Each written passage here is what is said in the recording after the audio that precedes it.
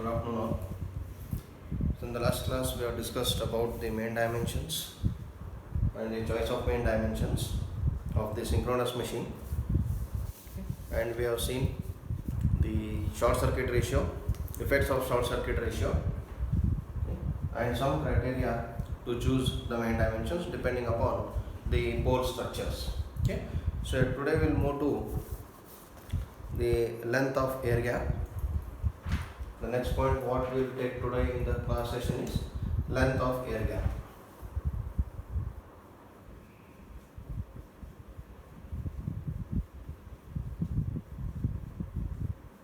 Length of air gap, LG. Okay. So length of air gap in synchronous machine plays a very important role because synchronous machine is a source. It is the source of all electrical energy, whether it is voltage, current or power. Okay. So I expect that the voltage wave, current wave coming out of this generator should be compulsorily sinusoidal, purely sinusoidal. And because the energy conversion is taking place in the air gap, okay, it is the air gap which is passing the flux from the field to the armature, and armatures are facing the surface of air gap. So whatever the flux that is present in the air gap is the working flux. Okay, and the nature of induced EMF we have seen depends upon the nature of flux wave. If I want exact sinusoidal induced EMF, then my flux wave should also be sinusoidal. But since we are providing the steady voltage to the field, the flux produced is DC. We get a direct flux or steady flux, and the variation of that flux is obtained through the rotation. Okay. Now it is difficult for me to provide exact sinusoidal form of the flux wave. Okay, exact sinusoidal form of the flux wave is difficult to achieve. If you see the form of the flux wave under any pole in one pole pitch, it will be of this shape.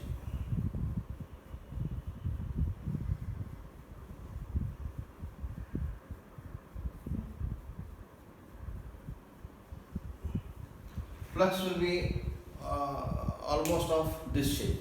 So it is a flat topped waveform. So whenever we know any wave is non-sinusoidal, we say it is affected by harmonics or it has got harmonic constituents. Now if this waveform generates the EMF, the generated EMF will also be of this waveform shape. In case of transformer, we provide sinusoidal current to the primary through sinusoidal voltage. The flux produced in the core is sinusoidal. Therefore, the EMF induced in the secondary is exactly sinusoidal. That is possible there in transformer because the supply given itself is sinusoidal in nature. In induction motor, the supply given is three-phase sinusoidal. Flux produced in the air gap is three-phase sinusoidal alternating, three-phase sinusoidally alternating and rotating. Therefore, in case of transformer and in case of induction motor, we do not worry about the flux wave structure or flux wave form because the flux produced in transformer and induction motor is because of the source, and the source is already considered to be sinusoidal. Hence, this point of getting exact sinusoidal induction we did not discuss much in detail in case of the other two machines, transformer and induction motors. But whereas in generators it is important because generator is a source. So nobody else is giving generator the sinusoidal flux. Now the generator has to maintain sinusoidal flux in its area. Now it becomes the duty of generator, in the sense it becomes the duty of the designer. Generator is a non-living element. Okay, the duty of generator means what? Duty of designer. Now it becomes the duty of designer to design a generator such that the EMF induced in the armature is sinusoidal. So to get armature induced EMF to be exactly sinusoidal, the very first requirement is the flux should be sinusoidal. But the straightaway difficulty is to obtain sinusoidal nature of the flux. Now what can be done? To overcome this, we use different techniques. We use the corded coils, that is short pitch winding. We use the distributed coils, that is distributed winding. So through this I can manage to eliminate the harmonics present and make the EMF induced sinusoidal. That is, from the winding part, that I can make the attempt to reduce the harmonics and make the induced EMF more sinusoidal. What is my attempt? To make the flux wave sinusoidal as a designer. How I can give the flux wave sinusoidal? The only thing what I can do with this is to fix the length of air gap in such a way that under a complete pole pitch, the flux variation is sinusoidal in nature. This is what the ultimate requirement of mine when I want to fix the length of air gap. But how to fix the length of air gap? That is an important question. Okay, so if you see the air gap in the alternator, now let us consider this as a stator with slots.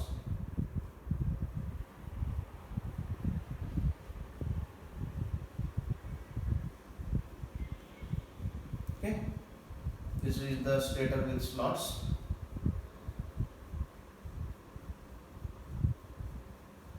And we have the armature winding in these slots. Sorry. And this is the air gap pole.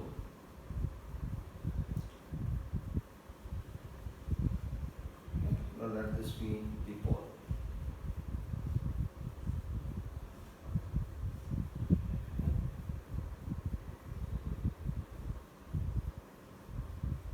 LG. Okay. So the length of air gap, if you observe, or the air gap if you observe,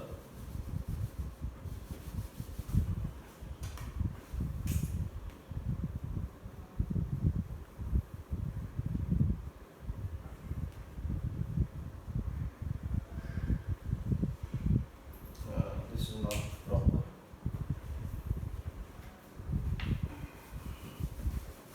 First I will draw the pole.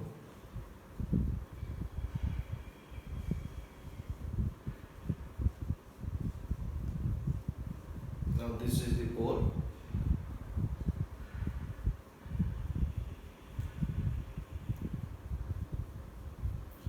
Now here are the slots.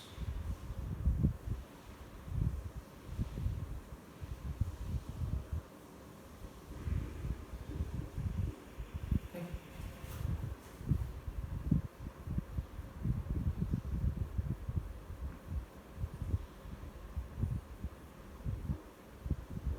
Here are the slots. Now observe the air gap length. It is minimum at the pole tip and it is maximum at the pole tail.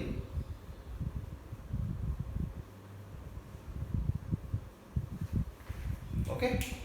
At the edges of the pole it is maximum. At the tip of the pole, at the center of the pole, it is minimum. Now there is a continuous variation of the length from the edge of the pole to the center of the pole.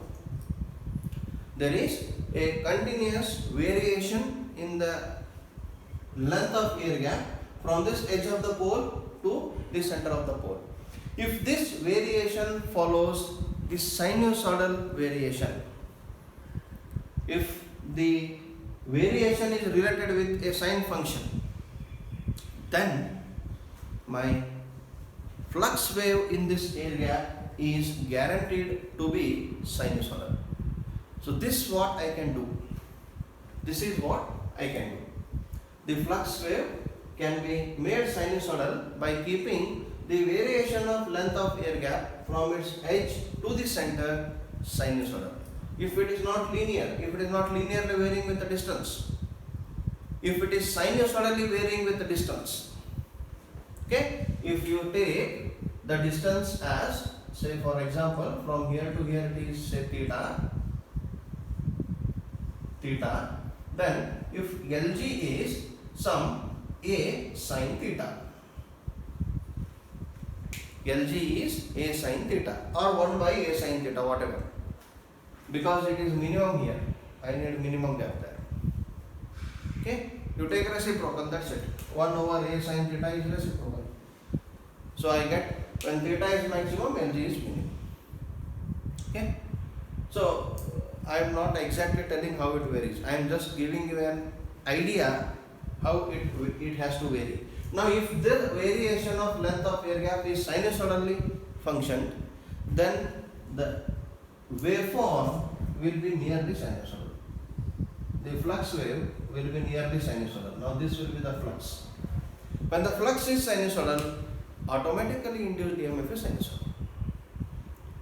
Okay, so this can be done while fixing the length of air gap, but it is not so easy, because if the length of air gap decreases or varies, reluctance of the air gap varies, leakage reactance varies, zigzag reactance varies, okay, pulsation will occur, okay, tooth pulsation will increase, there are so many difficulties. Okay, this is one biggest problem, that it is not so easy to simply assume the variable length of air gap and keep it. One thing what I can do is, to overcome this problem, I can skew the poles. Rather, instead of using the parallel poles with shaft axis, I will skew it like I do it in induction motor rotor slots. So that can be done here. That is one possibility. So this is the importance of air gap. Why I told you this? Because this is the importance of air gap. What wave of the flux or what form of the flux wave I get in the air gap, that form of the EMF induced in the armature I get. So if I want an EMF induced sinusoidal, then my form of the wave in the air gap should be sinusoidal. To achieve sinusoidal nature of flux wave, I need to keep the variation of length of air gap sinusoidal, but it is difficult. It is difficult. Okay. Now we will see what will happen with the length of air gap. If I choose larger length and if I choose smaller length, what are the effects, okay, on the performance and design parameters. At this point, what I told now, it is just to give you the importance, to just make you aware of the importance of air gap in alternator. It is not like in other motors or other machines, okay, because alternator is the source of electrical power, electrical energy. So whatever the energy that that is coming out from the alternator, it should be of highest quality. Highest quality means what? No harmonics. That is the quality. Okay. So if I choose larger length of air gap, then or any length of air gap, it will influence the performance of the machine. Now, if length of air gap is large, if Lg is large, then first point, if Lg is large, then first point, or if we see before that first point, if Lg is large, leakage reactance is less. If Lg is large, leakage reactance is less. Okay, how it will be less? Because if Lg is large, okay, reluctance is large, leakage flux is less, therefore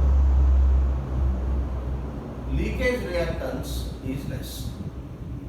So if XA is less, that is leakage reactance is XA, okay, then XS will be less. Or one more point we will look into. Okay. leakage reactance is less. Now, as Lg is large, reluctance is large, therefore armature reaction decreases. That is, XAR decreases. Okay, and what I have synchronous reactance XS is equals to XA plus XAR. So as XA is reduced, XAR is reduced, XS is reduced. And what is short circuit ratio? It is 1 over XS. As XS is reduced, short circuit ratio is increased. Okay, as XS is reduced, short circuit ratio is increased. And yesterday we have discussed what is the effect of larger values of short circuit ratio. Okay, so this is what happens. So with the decrease in synchronous reactance, first point, regulation is better.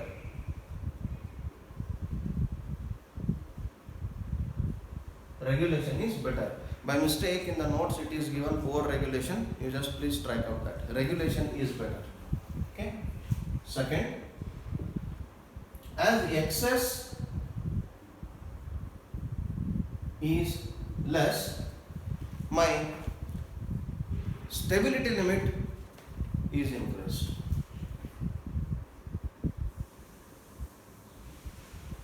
Stability limit increased. As the stability limit is increased, synchronizing power is increased.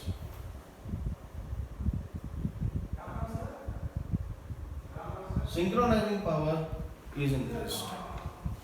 Okay? Because length of air gap is large, the tooth pulsation will reduce.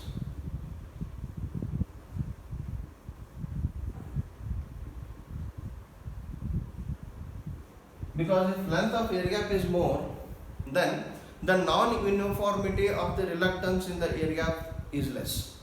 If non-uniformity in the reluctance is less, the variation in the flux and flux density is less.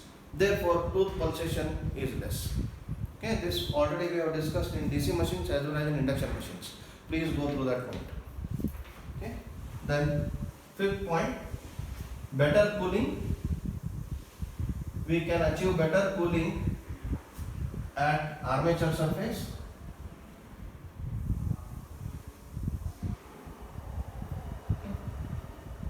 Sixth, noise is less because air gap is more, noise is less,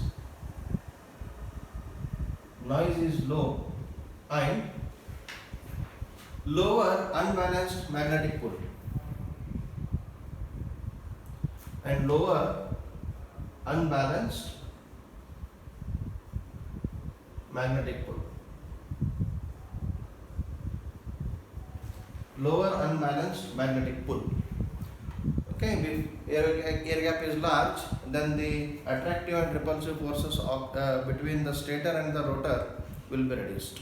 Okay, but one point what we see, okay, we need larger field MMF.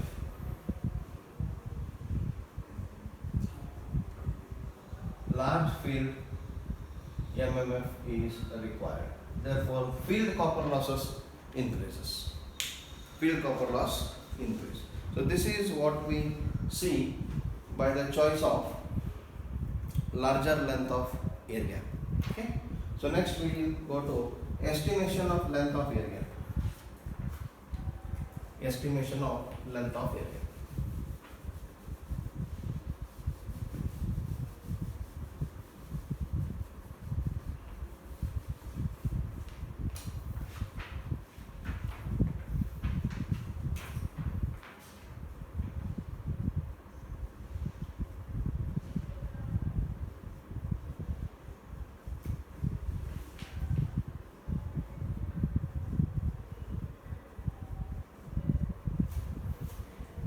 Estimation of length of area.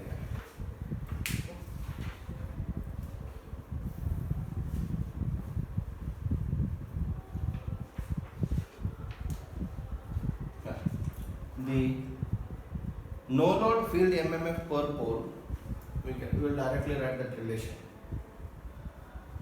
No load field MMF per pole,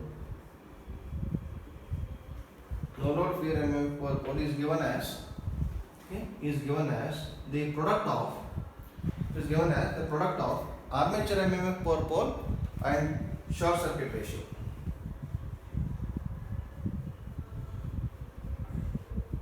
Armature MMF per pole multiplied by short circuit ratio.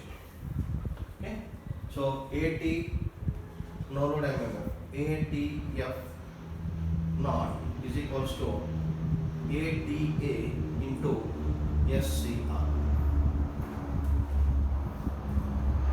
SCR. Now,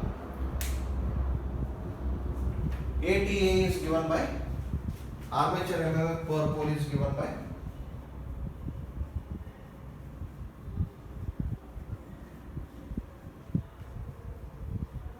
armature MMF per pole is given by ATA is equals to 2.7 into IPH into TPH kWs divided by P. IPH, TPH, kWs divided by P. Okay. Therefore, ATF naught is equals to 2.7 IPH, TPH, kWs divided by P into SCR. So by choosing the proper value of short circuit ratio, I can find out what are the no load field ampere turns per pole required by the synchronous generator. Okay. So generally, what I can observe or what we can observe here is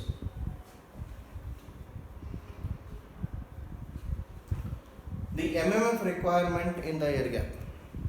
The MMF requirement in the air gap is generally 80% of the no load field MMF required per pole. Okay, so you can take the MMF across air gap. MMF across air gap is generally 80% of no load field MMF. 80% of no load field MMF. That is ATG is equals to 0.8 ATF naught. ATG is equals to 0.8 ATF naught. But we have one more expression for the MMF in air gap. For any salient pole machine, okay, MMF in air gap is also given by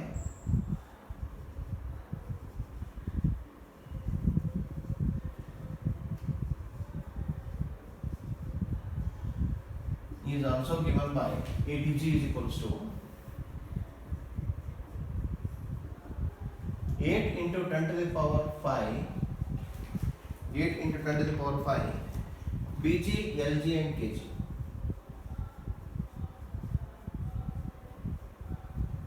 BG, LG and KG. Okay. So now I can equate this. Therefore, 8 into 10 to the power 5 BG, LG and KG is equals to 0.8 into 80 F naught. 0.8 into 80 F naught. Okay. Therefore, LG is, I can find what is LG here. Therefore, length of air gap is equals to 0.8 80 F naught divided by 8 into 10 to the power 5 BG KG. Okay. BG and KG. Now what is BG? It is maximum flux density in the air gap. Okay, so BG is maximum gap density in Weber per meter square.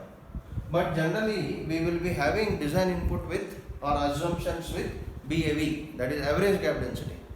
Okay, so this BG is given by BG is equals to BAV divided by psi.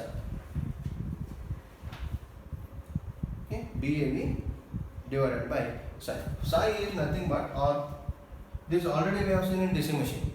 Okay, KF. Okay, what is this KF? Field form factor.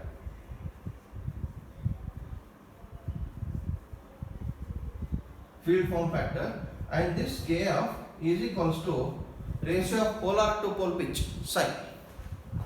This is ratio of polar to pole pitch. Ratio of polar to pole pitch. So therefore BG is equals to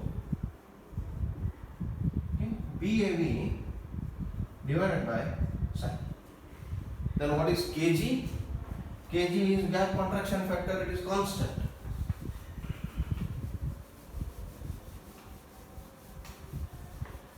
For a salient pole machine, it is a gap contraction factor, kg.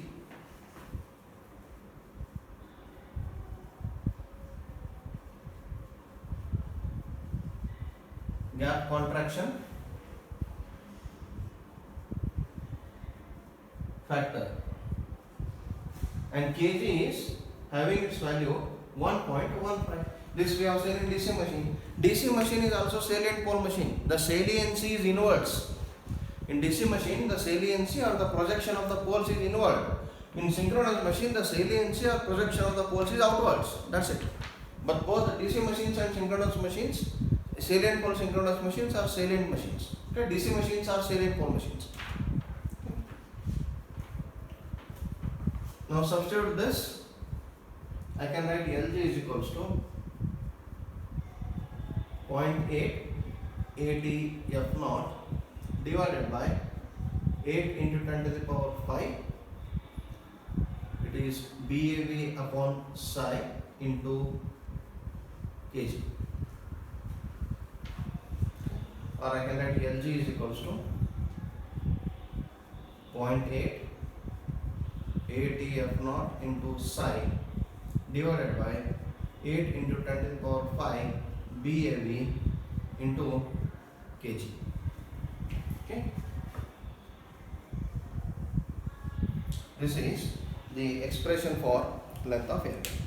Now this point rate will change. Now suppose if in the example it is mentioned that the MMF in the gap is 85% of the no load field MMF, then it will become 0.85.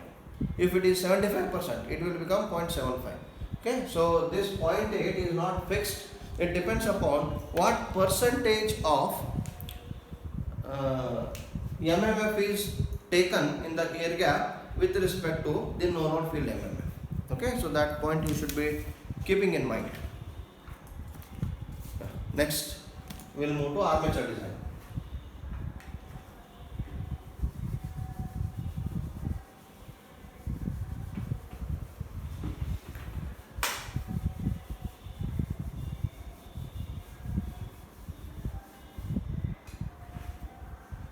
Next we will move to armature design.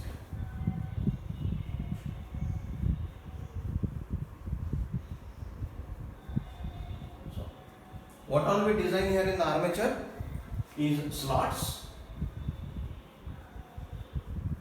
number of slots, number of conductors, size of slot,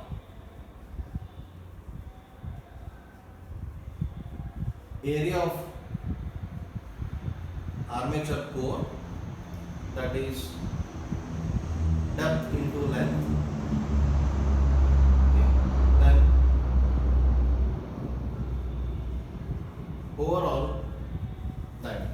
So I need to find out all these things. Okay, number of conductor, size of slot, number of conductor and area of conductor. Because unless I know what is the area of conductor, I cannot fix the slot dimensions. Okay, so these things we will be looking into the armature design. We will look into one by one. First we will move choice of number of slots.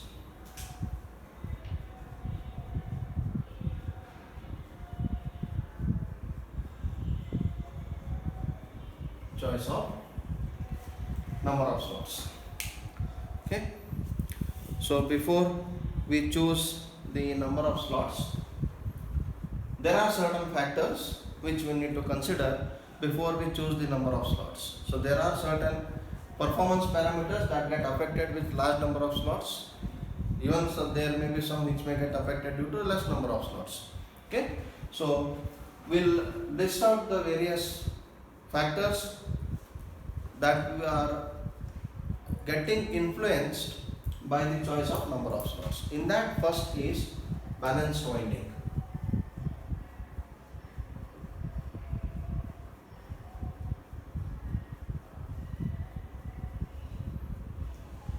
So in this point, it is not said whether the number of slots should be more or less. With respect to balanced winding, it is only made a point clearer that whatever may be the number of slots you choose, that number of slots should yield the balanced winding. Whether large number of slots you choose, less number of slots you choose, it is immaterial with respect to balanced condition. Any number of slots I choose, that number of slot should have the balanced winding. So what do you mean by balanced winding? Okay, balanced winding is the under each pole or under each pole phase there should be equal number of coils in all the phases. That is balanced winding. If R phase is having 10 coils, B and Y phase should also have 10 coils. If R phase is having 20 coils, B and R should have 20 coils. If suppose R is having 20 coils, B is having 20, Y is having 15, then that is called unbalanced winding. Because of this unbalanced winding, there may be induction of harmonics. Okay, the voltage waveform will not be proper, the phase displacement will not be 120 degrees with respect to adjacent phases.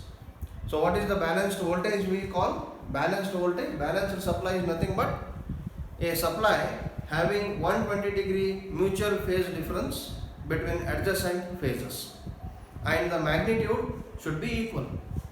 Magnitude of voltages in all the phases must be equal, and between any two phases, my suppose this is ER, EY and EB. So this should be 120, this should be 120 and this should be 120, and magnitude of ER should be equal to magnitude of EY should be equal to magnitude of EB. Okay, and ER should be at E at an angle 0, EY should be at E at an angle minus 120,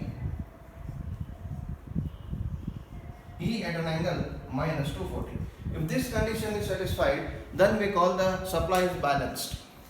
Okay, the voltage is balanced. Now this condition is obtained only when there is balanced winding in the armature. If the winding placement itself is imbalanced, then I don't get balanced supply. If I don't get balanced supply, there will be either more losses or faulty operation of the appliances to which the supply is connected. Always I expect the supply to be balanced. Okay, the magnitudes in all the phases must be equal, and the adjacent phase difference, okay, the phase difference between any two adjacent phases must be exactly 120 degrees. That is possible if I have the equal phase spread under each pole. If R is having same phase spread as B and Y, then in all the three phases the phase spread is same, okay, between any two coil sides, then I will be getting the equal values of the angles. Okay, so this all constitute balanced winding. So balanced winding, very basically what we see is, under each pole phase or under each pole, if the number of coils are equal of all the phases, then that is called balanced winding. Okay, that is called balanced winding. So this is the first point. Okay, so when I have to choose the number of armature slots, I should choose number of armature slots in such a way that I will come out with the balanced winding. Here it is not mentioned whether I should choose more or less. The number of slots should be such a way, in such a way that I get balanced winding. That's it.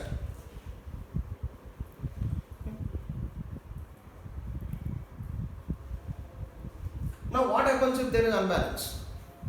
One thing is we should get balanced winding. Now what happens if we get unbalanced? Okay, by mistake, if we get slight unbalanced in the region, because obtaining exact balance is sometimes difficult if the number of conductors are very much large. Okay, there may be one or two differences in the number of coil sides in each coil. If it is a concentric winding or any type of winding, we can be choosing. Okay, I think these all things you might have gone through in the engineering drawing subject, which you are studying the same semester in armature drawing part. Sorry, in armature winding part. Okay. Now, what if winding is unbalanced? If winding is unbalanced, what will happen? If winding is unbalanced, the first point what we get is, okay, production of space harmonics.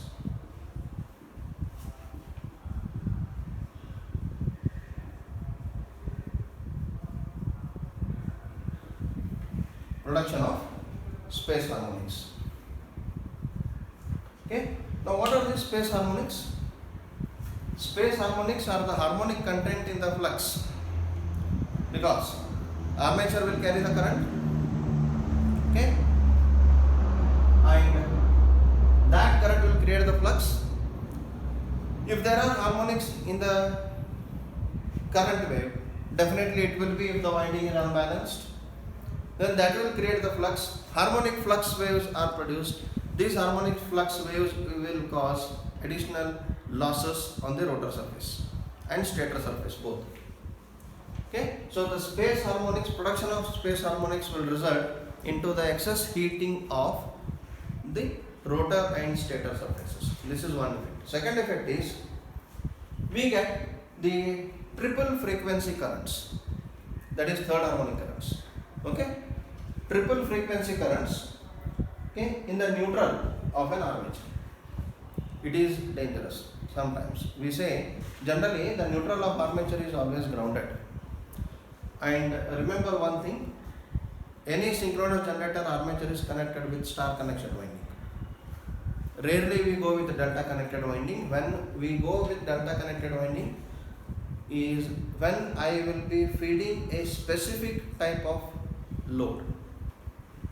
If it is a general generation, not the distributed generation, okay, generally all the alternators are connected with star winding in its armature. So naturally I will get the neutral point. Then if the winding is unbalanced, definitely if the winding is unbalanced, currents in the armature conductors will be unbalanced. There, if you see the waveform, the phasor relation, if this is IR, IY may be little bit larger than IP.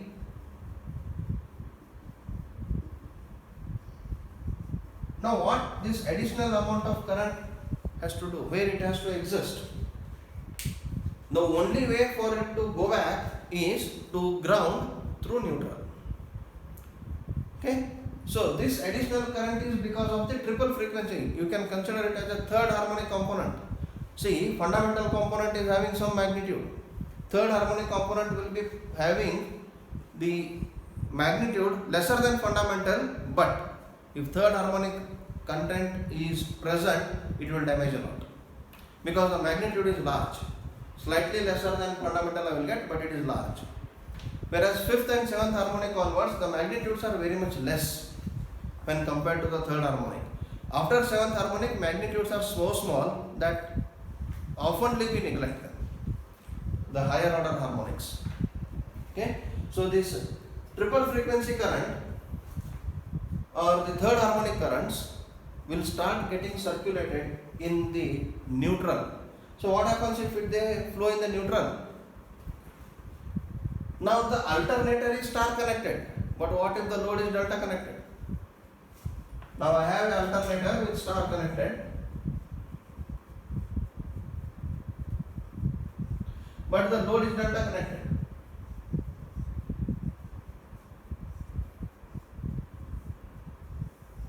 Okay, so I have this. No doubt, the triple frequency current will flow through ground, but it will leave its effect on all the three phases. If it leaves its effect on all the three phases, then in delta connected load I get imbalanced currents. So from the imbalanced source, the load will also become unbalanced. Therefore, this is not desirable. So if the winding is unbalanced, then I get triple frequencies that will flow through the neutral, and if the load connected are delta, suppose if I connect this to the transmission lines are always connected in delta. Yes, so that is the problem. Okay, so it will cause some harm to the delta connected loads. This is one effect. Second effect, now if there are multiple generators operating in parallel,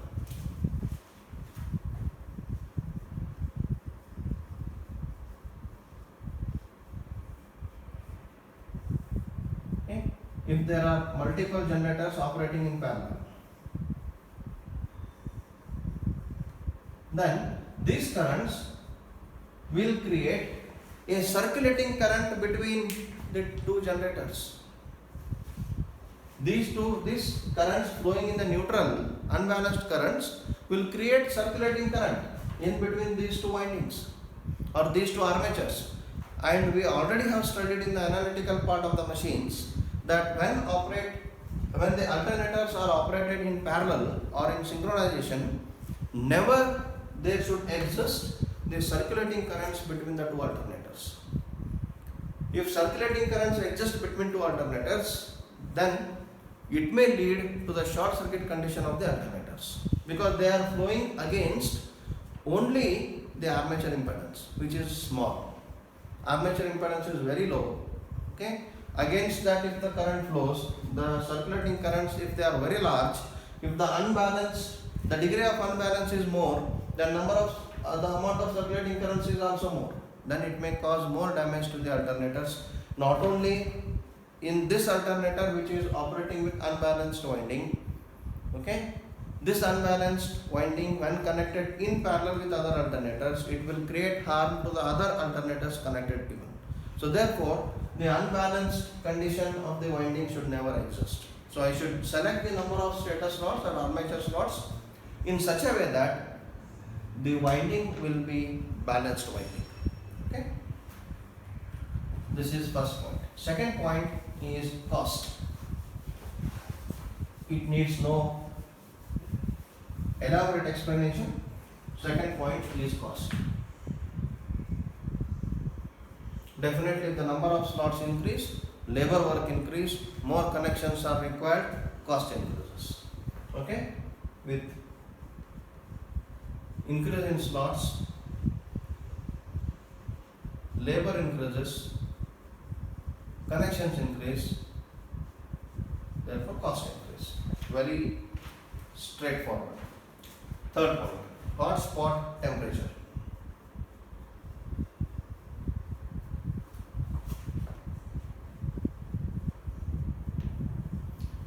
Hot spot temperature. Now first we should look at what is hot spot. Then we will automatically get to know what is hot spot temperature. Now if number of slots chosen are less, now let us take slots per pole per phase is equals to 2, and conductors per phase are say around 100 or 120. Therefore, conductors per pole, suppose P is equals to 4, conductors per pole per phase are 120 by 4, it is 30. Now to place these 30 conductors, I have only 2 slots in each pole. Okay, so in one slot I am placing 15 conductors in each phase. 15 conductors in R phase, 2 slots. 15 conductors in Y phase, 2 slots. 15 conductors in B phase, 2 slots. Now if less number of slots are chosen, then I get lesser number of slots to house the conductors. In large machines, number of conductors will increase because large machines are operated at larger voltages, and number of conductors is the function of voltage. Okay, so if large machines are used, for large machines, if lesser number of slots are used, then conductors per slot increase. Okay, for slots of lesser value, conductor per slot increase. Therefore, more conductors are placed in closed space. Okay, in closed space, we can call it as closely and closed space. The slot is a closed space. Okay, now if the space required is very much less, because conductor per slot increase means what? I need more insulation in the slot. So further the requirement, the space available for the conductors decrease, because I cannot decrease the width of the teeth beyond certain extent. That part will come in the later point. Okay, so large number of conductors are carrying large currents in a tightened space, closed space. Therefore, there is cumulative increase in the temperature at the central part of the slot, or at the base of the slot, or at the root of the slot, where the cooling is less effective, because at the surface, because of air gap, the cooling will increase. The cooling is effective. But what about at the base of the slot? Okay, here at the base of the slot, the cooling is not that effective because it is at the core of the stator. Whereas here there is air circulation in the air gap. There will be a localized hot spots created of smaller temperature values. But if this effect continues, if this happens cumulatively, then these hotspot temperatures will be rising continuously. If the temperature rise in these hotspots are beyond certain limit, then it may deteriorate the insulation of the conductor, it may deteriorate the insulation of the slot. Ultimately, if the temperature goes beyond further limit, it may break down the conductor also. The conductor may break down. And if the insulation breaks down between two conductors, then there can be interturn faults or intercoil faults. Interturn faults are nothing but the short circuit between two turns, which should not happen. Between those two turns, the voltage becomes zero. If this becomes cumulative, then in a particular coil the voltage becomes zero. If this becomes cumulative, in a particular part of the winding voltage becomes zero, and that is short circuit condition. Where the voltage becomes zero, current rises tremendously high. Physically we will lose the entire winding. So this is what happens if I choose less number of slots. Okay, the hotspot temperatures will increase, which may have cumulative effect and damage the insulation. Further, it may tend to damage the conductor itself. Okay, this is one more point we need to keep. Now, if I choose more number of slots, then I distribute the conductors in more number of slots. Conductors per slot decrease, effective cooling is achieved, hot spots may be eliminated or minimized. So with respect to hot spot temperature, large number of slots are advantageous. Next, fourth point is leakage reactance. Point number 4 is leakage reactance.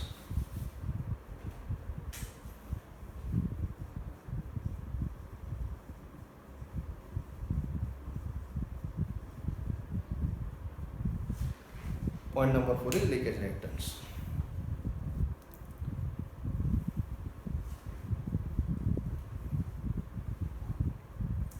Now if I choose less number of slots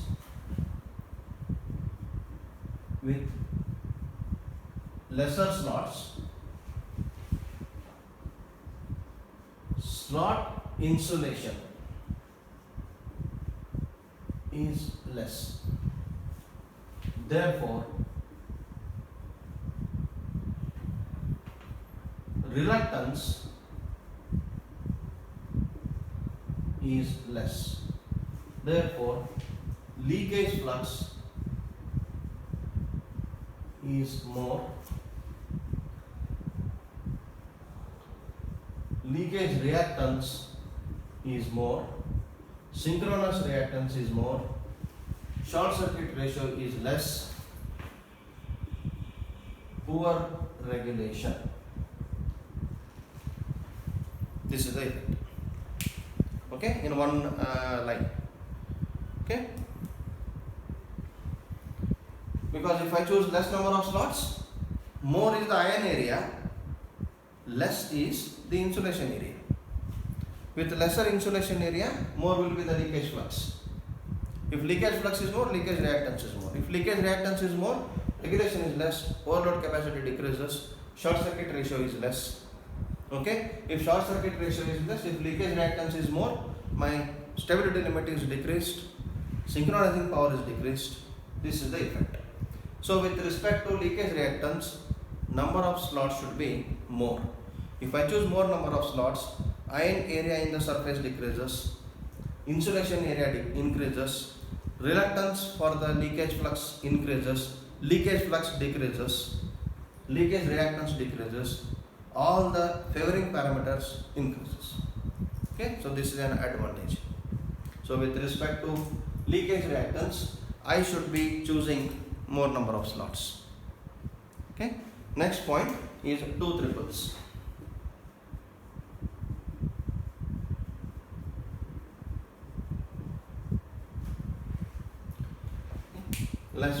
Next point is 2 triples. So with lesser slots,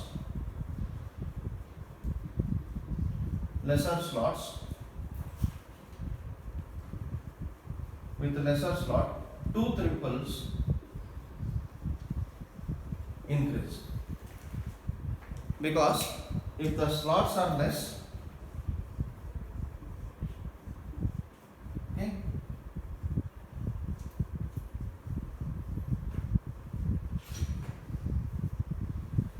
now observe the reluctance.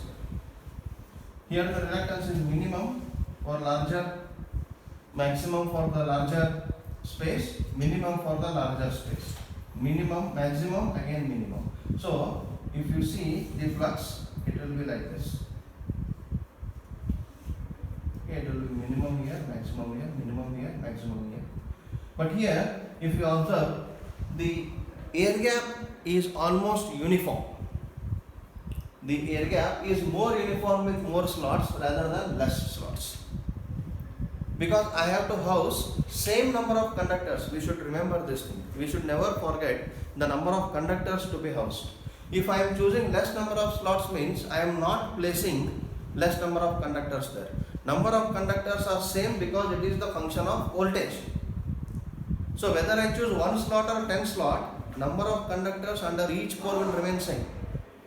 So if I have to house, for example, here I have taken 30 conductors. Okay, I have to house 30 conductors under each pole.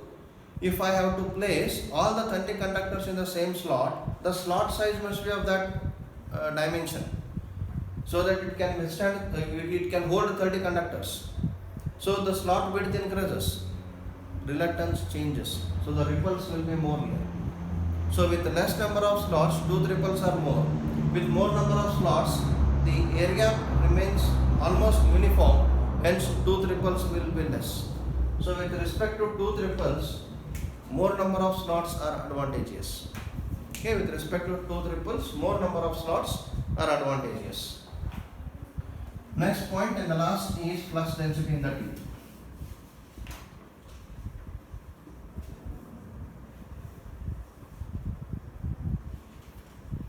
flux density in teeth. Okay. So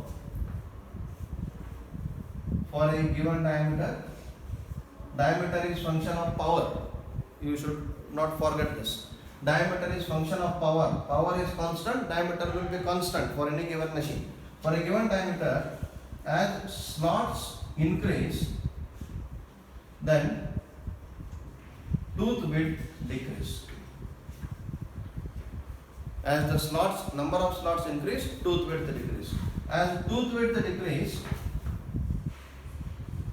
area of teeth decreases. Therefore, flux density in teeth increases. So the increase in flux density has two effects. That it will provide or it will incur additional amount of losses in the teeth. That is one problem. That is fine, I can take care. But what if the teeth get saturated magnetically? Energy conversion stops there. Or harmonics gets induced in the voltage wave. So never ever my teeth should get saturated. No core of the electrical machine should be magnetically saturated under any circumstances. If the magnetic saturation occurs, if the saturation is minimum, okay, or it can be retrievable, then harmonics are induced. If the saturation is non-retrievable, energy conversion stops there itself. So therefore, to avoid magnetic saturation, the area of teeth should be of some value. But area of teeth is what? Length into the width. Length of teeth is the function of main dimension. It will not change. Width of the teeth is the function of area now. Now width of the teeth should be such that it should not cross 1.7 to 1.8 Weber per meter square of flux density in it. So maximum flux density in the teeth should be 1.8 Tesla. So I should choose the number of slots in such a way that the width of teeth will not go beyond certain value, which will cause flux density to be 1.8 Tesla. Okay, up to that the losses are in limit, there is no saturation. Beyond that, losses will increase, there is tendency of magnetic saturation of the teeth. This is one point. Second point, if the width of the teeth decreases to a very low value, it will lose its mechanical strength to tightly hold the conductors. So large mechanical stresses are exerted on the teeth because the conductors which are placed in the armature are very tightly wound. So these conductors are continuously exerting mechanical forces, stresses on the teeth, and if the width of the teeth is very less, then it may cause the mechanical or physical deformation of the teeth and conductors may fly out. So in both the cases, it is not advisable to have large number of slots. Okay, so we have discussed 6 points. Some are pro, some are cons with large number of slots. First one, balanced winding. Here we did not discuss whether large number of slots should be used or less number of slots should be used. The number of slots should be such that it will yield balanced armature winding. Second, with large number of slots, cost is more. Third, with large number of slots, hotspot temperature is less. Fourth, with large number of slots, leakage reactance is less. Fifth, tooth ripples are less. Flux density is more. So, if I choose large number of slots, cost and flux density are suffering. If I choose less number of slots, 4 other points are suffering. Again, I have to do a trade-off here. I have to compromise between the contradictory factors, those are influencing the choice of the number of slots. Okay? So, there are certain guidelines for choosing the number of slots. Those guidelines we'll look into in forthcoming session, next session. Okay, so now we'll stop. In the next session, we'll look into the guidelines to choose number of slots, and then we'll move towards the dimension of armature conductor, and then we'll see the design example. Okay, so thank you for joining.